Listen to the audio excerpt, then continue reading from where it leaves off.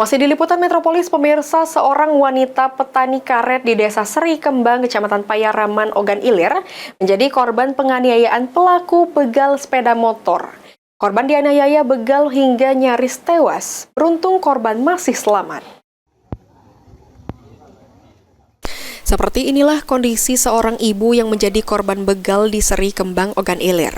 Korban yang berprofesi sebagai petani karet dibegal saat berangkat ke kebun desa Seri Kembang 3 sekira pukul 5 subuh.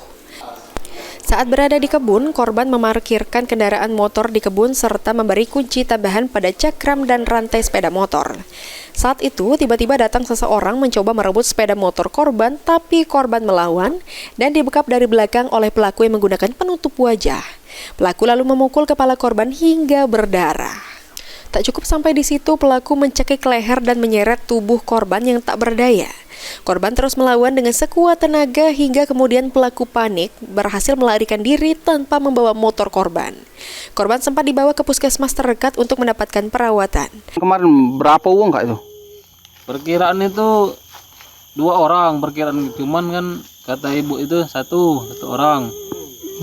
Itu ibunya luka di mana kak? Di kepala, di sini kan empuk, luka lebam. Di sini tokak-tokak. Tebuk itu ya, tergerowek-gerowek. Di tangan ini biru-biru, lebam-lebam. Dikebuk orang itu, dipukul orang itu. Kalau motornya dapat enggak? Motornya tidak dapat, aman. Dia sempat ngobol kunci kontak karena ada kunci ganda dicakram dengan di pelek belakang di rantai. Makanya tidak dapat. Itulah akhirnya dia ini ya. Iya, akhirnya dia itu manas mukul emak itu ya. Mungkin nak ngambil kunci itu karena kunci itu ada di kantong emak aku itu.